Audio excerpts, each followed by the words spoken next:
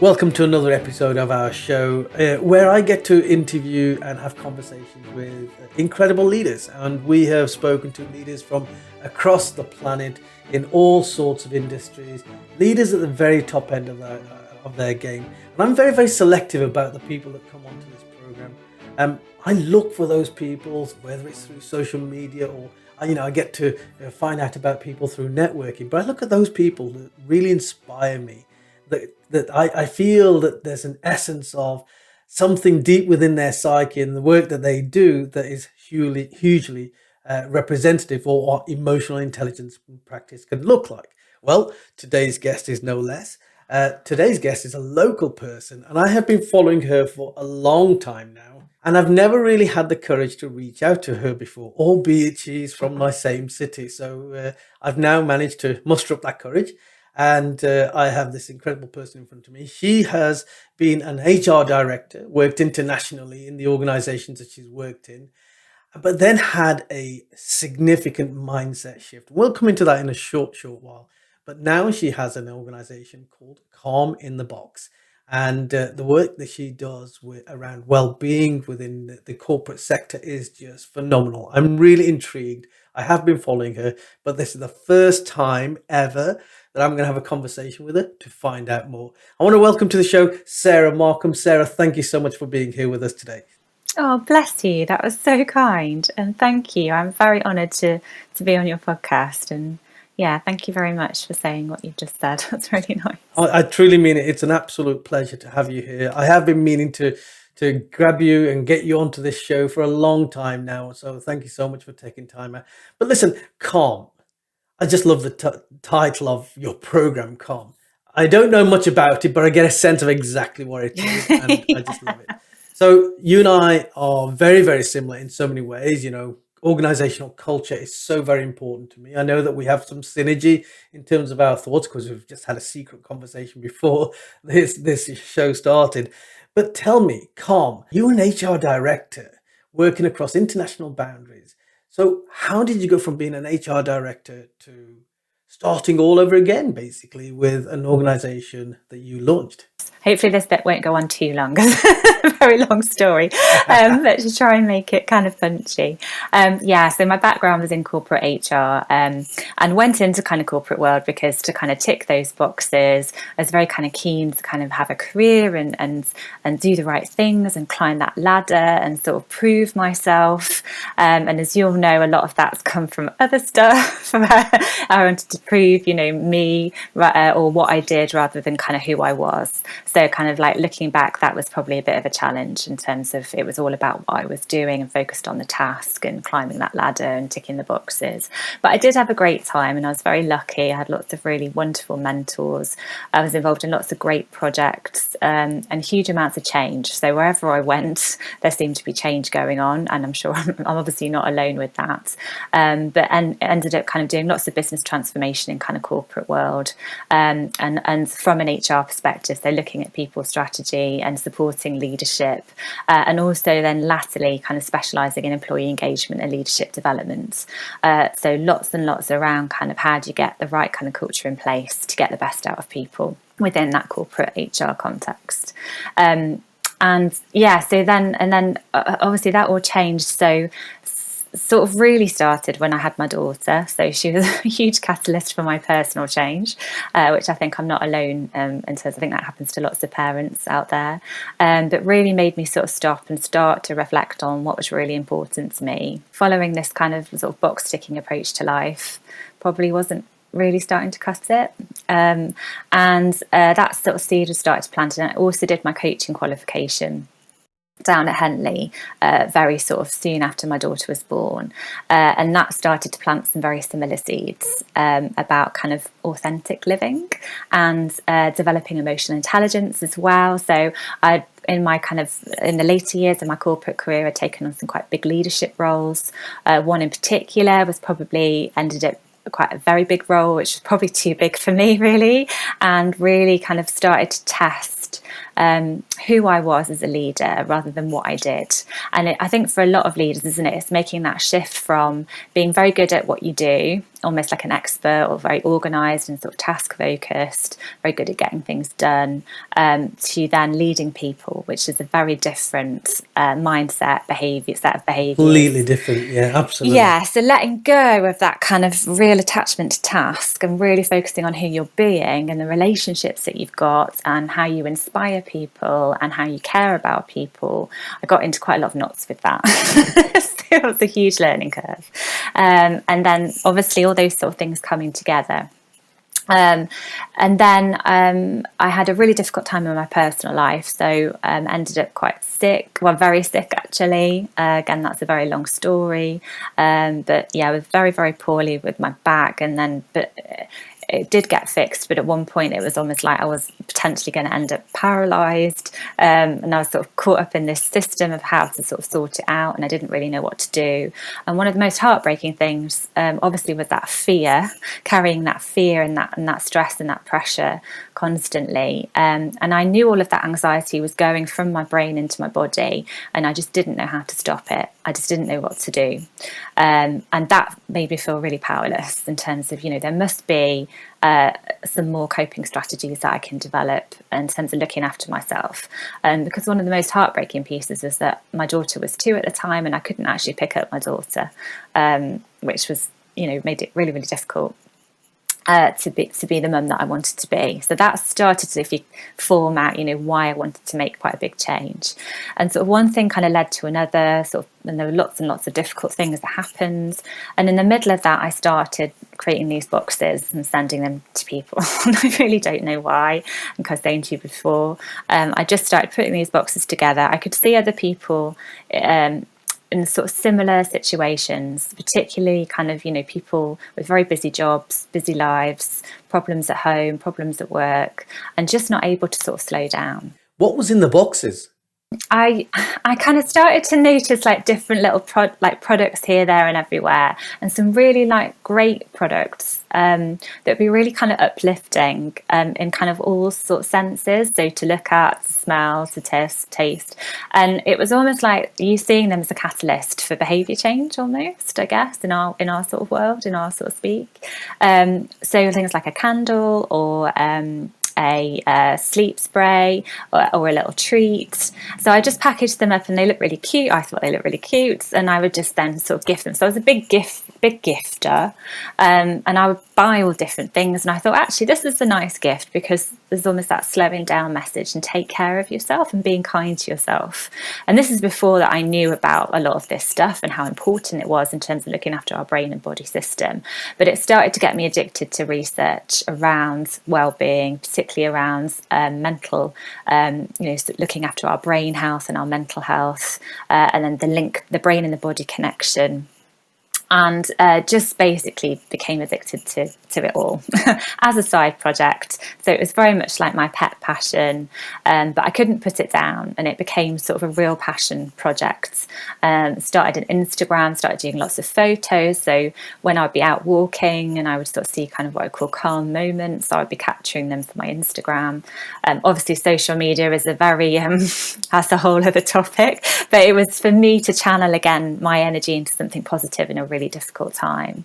I started a blog and a newsletter, and then it sort of started to kind of grow a little bit from there. There were a few kind of key things that happened, and it was almost like the universe keep telling me, stay with this, even though it was very much counter to my whole approach to life and work had been previously, in terms of very structured. And then obviously 2020 happens. We all know what happened in 2020. Lots of people, and particularly workplaces, starting to talk about a lot of this stuff that I'd been learning about and putting into practice. So it felt, again, like very kind of serendipitous, I guess, to start to bring it together. And I knew that I could make the biggest difference. A lot of this for now is where and how can I make the biggest difference, and really help serve. And use my skill sets and my expertise and my knowledge to serve. And finding that through in terms of my professional expertise, how do we create a proposition to help work with organisations, but really get to the core of how do you create a space which is really going to get the best out of your people. You and I were talking earlier on about the culture, the foundation of any organization. And and the way I see it is that there's so much synergy in terms of the work that we both do. My work is all around emotional intelligence, and that is what we specialize in. And often organizations and leaders will talk about emotional intelligence. Hey, I've heard all about emotional intelligence before, but they haven't really delved into emotional intelligence to any great depth. And we work at a real granular level of emotional intelligence. Uh, but with Calm, that is all around how do you create what is well-being. So this phraseology of well-being has been used an awful lot, and I come across this all the time with my client groups, particularly since 2020, as you say. But well-being, what is it? And what you're doing is you're breaking down this whole concept of well-being, and you're delivering that through Calm. Trying to, yeah. Yeah. Another thing that we both said earlier on is as much as we want to help every organization, every leader out there, it's nigh on impossible to do that, purely and simply because we will only truly be able to help those organizations and those leaders who get it, who understand it, who truly want to bring about a change within their own organization. And we've both been there. I'm sure you've been there as well, where you engage in a client, you start doing the work that you're doing with a passion that you have, but then halfway through you see they're just ticking a box. And there's nothing more frustrating when you come from a value place yourself. And you must get that as well. Yeah, it is tricky, and it's definitely been about finding those early adopters. But I think what's happened, there's been a lot of talk about this, isn't there, in terms of what's happened since the pandemic. That group of early adopters that are really starting to take this stuff seriously, and it is serious. This is not, I think this is the next phase for well-being in inverted commas. Well-being is a problematic word because it almost puts so much mystery. What actually is it, and what does it actually mean? And it can feel a bit kind of out there and a bit sort of woo-woo and a bit hippy-dippy. And it's also a bit nebulous. Yes, it can be. It's very much catch-all. Yeah, a bit like diversity. We had a conversation around diversity. What is diversity? And for me, diversity is not just about having people looking different. It's about people thinking differently in your organization. That's what's truly going to make the change. That's true diversity. So what is true well-being for you? That's exactly it. So the Calm model is the handrail that we use, and that is a thinking system ultimately. And it is trying to move organisations away from ticking that box, which is a great thing to do, don't get me wrong. So in terms of having initiatives, sharing information, signposting research, mental health first aid training, all really great stuff. But does it actually start to really shift culture and behaviour? Because that's only then when that investment around the initiative stuff is going to really start to take hold and make a difference. And how do you do that? And again, it's difficult because you need to create time and space. So time is one of the biggest barriers, I think, for leaders around investing and taking on Calm. Much more actually than money a lot of the time. It is literally time. And this comes back to the whole kind of ethos of Calm, which is the balance between doing and being. So culturally and in the Western world and in the 21st century workplace, everything is skewing us towards this doing, being in this doing state, where we're constantly switched on. We've got all these crazy relationships with to-do lists, that never end now. And how do you start to deconstruct that and break that down and create the space and time to look at culture? And essentially, for me, that's the set of stories that are going on with the organisation. So it's the words and pictures in people's heads. And, culture and organisations are just a group of people, essentially. It's a community of people. And what are the stories that are running through those people's heads in terms of their thoughts and their feelings, and how they then impact on behaviour and then the outcomes that organisation is getting.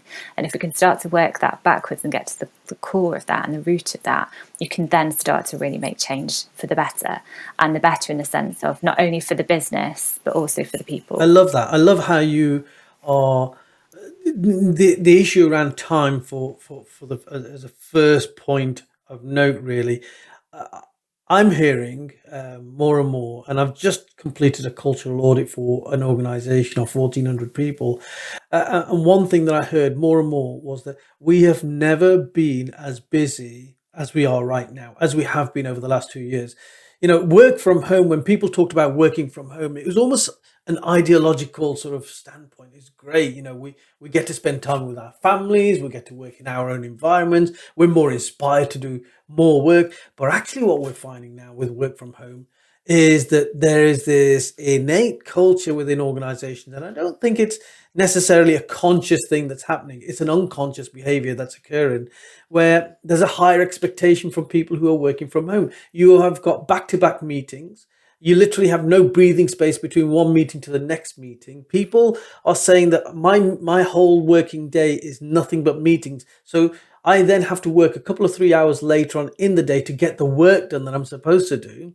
I think that's a real big thing, and that's really impacting on well-being, as this, we're going to use that for want of a better phrase, but that's really impacting on mental health and well-being. But I think the other thing really for me is around the norms of organizations, the cultures that exist within organizations. And now is the greatest time, I think, to do a finger on the pulse kind of test with your organization and say, what kind of culture is creeping in? This culture that we didn't even know was there. We had no intention of creating it, but it's been created. We have been through this life-changing 2 years, and that has changed organizations, because organizations, as you quite rightly say, are nothing more than a community of people. It's a community of human beings, and human beings will bring whatever baggage and experiences they have outside of the workplace into the workplace. We've all been through a lot in the last 2 years. So I would have thought more and more people would be reaching out to you and saying, hey, we need you. And this is this perfect storm that's come together, hasn't it? Which because you're absolutely right, and the reason why people have never been busier, and that's not going to stop or get any better, by the way, unfortunately, and that's something we call out with the people that we work with, and that's also another kind of reason why it's so important to change, because it's almost that all those traditional systems and traditional structures and traditional mindsets that we're now overlaying in this kind of digital age and beyond, where we can't approach work in the same way as we did traditionally, but we're still trying to. But then what's also happened is everybody's gone through this, collective life-changing experience of the pandemic, and started to realise that that's not really necessarily how, it's not sustainable, and it's not going to get the best out of us. So what do we do differently? So there's almost that kind of individual signal for change, and on top of that, you've got millennials and Gen Z coming through who absolutely don't want to work the way that we have. They are very different expectations and very different, demands from work and from life, and looking again to make that change and that shift. And how do you do it? That's where we use Calm to sort of say, Calm gives you that guideline, that handrail to start to think about how do you create a different type of culture, but starting with, because your thoughts and your stories in your heads are driving you down that traditional path. We work with a lot of people who feel that they can't take a break until their to-do list is completed. And again, their sense of validation and am I good at my job? That I am good at my job if I complete my to-do list. And, one of the truths now is you're never going to complete your to-do list in the 21st century, because tech plays such a huge role, and again, that's going to evolve with AI in everything we do. So the tech is so much faster and quicker than the human brain. So the human brain can't compete with tech, which means if you're kind of trying to stay on that productivity track all day long, your brain is just going to burn out, and which is, kind of what's happening, isn't it? Because the brain needs to be able to take time out to rest and rebalance to continue to be able to function effectively. And actually, we're looking for people to be creative and innovative and build great relationships. Those are all kind of behaviours and skill sets that require us to be in balance and to be rested. So if we don't start to kind of make that change, the culture takes over us rather than us being in control of the culture. Let me just unpick some of what you've just said there, because there's a lot that you've packed in there, and all of which I think are big issues. I often say that we're shoehorning old cultures into a new environment. The landscape has shifted so much over the last 2 years, and what many of us are trying to do, many organizations are trying to utilize their own the old culture that was fit for purpose back then. But in the last 2 years, everything has changed, and trying to shoehorn it, it's almost like trying to put a circle through a square and force it through. It's not going to happen, and people are not going to operate at their very, very best.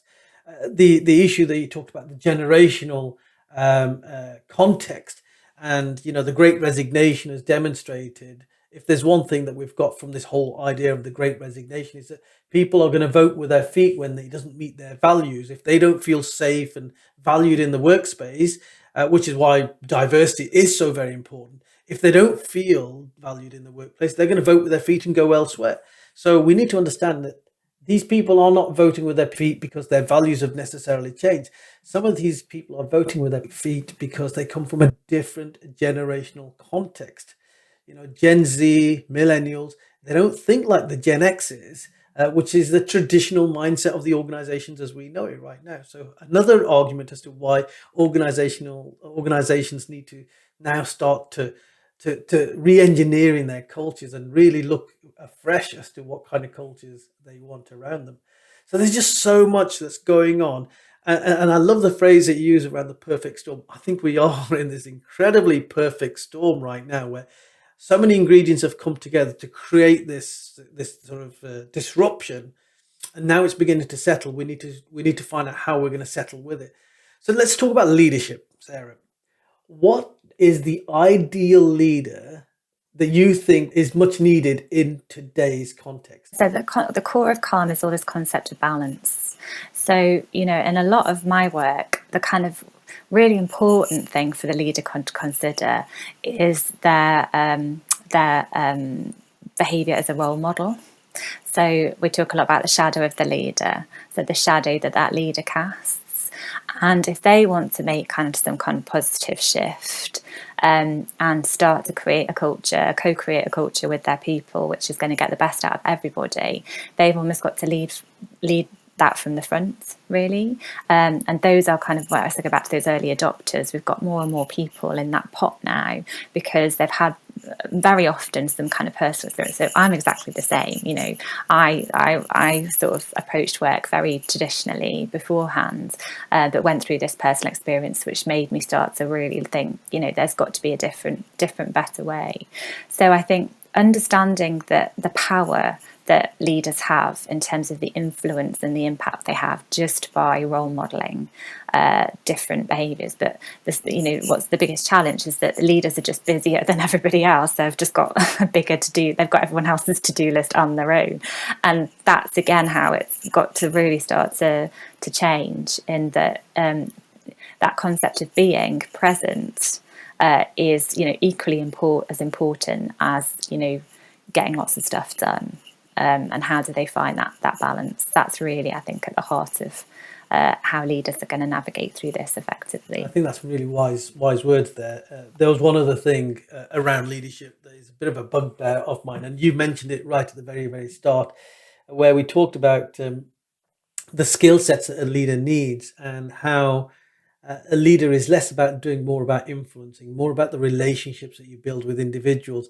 And I see this in so many organizations where, because you're really, really good at sales, or you're really good at marketing, or you're really good at, driving performance, suddenly you get promoted to become a leader. Yeah, the promotion of the technical expert. Absolutely. And then you're promoted way beyond your level of competence. And nobody's actually equipped you with the skills of a leader or advised you as to what the skill sets should be of a leader. And I think many, many people struggle as a consequence of that. But leadership for me is less about doing, it's more about thinking. It's more about building relationships, more about influencing. And in order to influence and build skills and relationships, you need to have a lot of the skills that we're talking about right now. And I think on top of that, it's a lot about letting a lot of them go. So it's like, and again, it's the whole of the wellbeing journey. It's a whole new set of muscles, and actually stopping using some of those muscles that you've been really relying on, isn't it? And I think, again, that's sort of really hard. And this is why, how much support do leaders get on this journey? It's really, really critical factor, and obviously there's lots of great leadership programs and lots of organisations invest, which is brilliant, and that absolutely needs to continue, because it's really, it's not as simple as just having some people reporting into you, is it? I think, sometimes we just go, oh, now we just on that organisational chart, I've now got a little line and these people that line up to me. Actually is massive, isn't it? it's a massive transformation, and there's a lot about unlearning as well as and relearning. You'll remember some of the leadership programs that you perhaps went on back in the day, and I certainly remember a lot of the ones that I went on. And I remember on many of the leadership programs, I was just pummeled with management models and leadership models, Yes. and technical skills. And I think the world has moved on, and with the programs that I deliver when it comes to leadership development, it's all around relationship building. It's all around understanding how you can have difficult conversations and why difficult conversations are important. It's around understanding how you build rapport and how you maintain balance in your own life.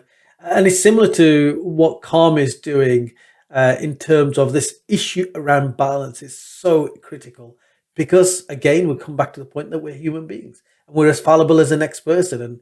And I think the new and emerging leaders, Sarah, I find that they are more prepared to talk about vulnerabilities now than ever before. They'll tell stories, don't they? I mean, we've all got stories that are incredible. It's so powerful, so important.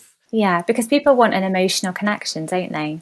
For people to change, something needs to happen on that thoughts and feelings level and have that emotional resonance. And that's what, again, leaders are starting to recognise. Let's assume that, I'm an organisation, I want to bring you in and I want you to do some work with my team, but I don't really know what it is that you do.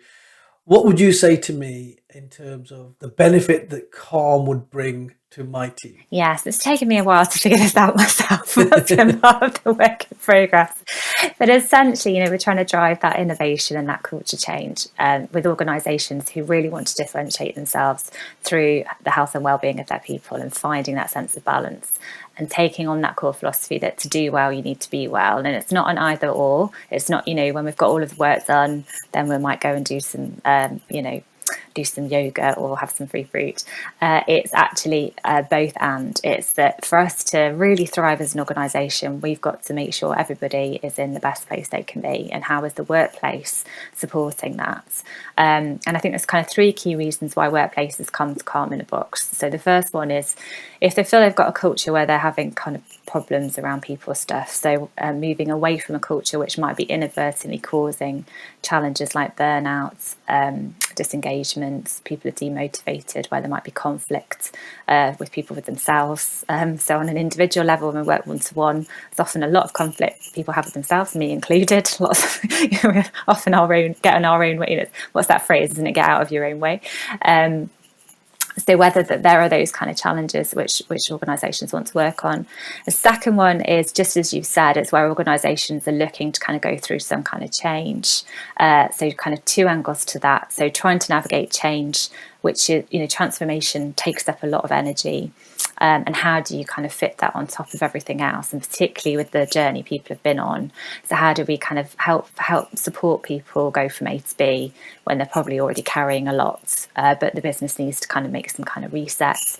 And the second angle, a lot of organisations looking to do that after the pandemic. So, but again, where people have been through that in whatever form, and then the business is now going, right, what do we do next? Making sure that they're supported. And then the third reason is where organisations are looking for kind of high-performing teams, to develop high-performing teams. So seeing Calm as an enabler really of like that high performance, creating high-performance culture, where people can kind of be the best they can be, to be brilliant at work and at home. So there you go, the whole spectrum really. If you've got problems or you anticipate problems within your organisation, bring in Calm. If you want to drive culture, the right kind of culture, bring in Calm. If you want to take it to the next level and create leaders of the future, and you want to speak with Sarah Markham. Sarah, thank you so much for being with us today. I think that you're going to do great things ahead. Thanks very much for being with us here today. Thank you so much.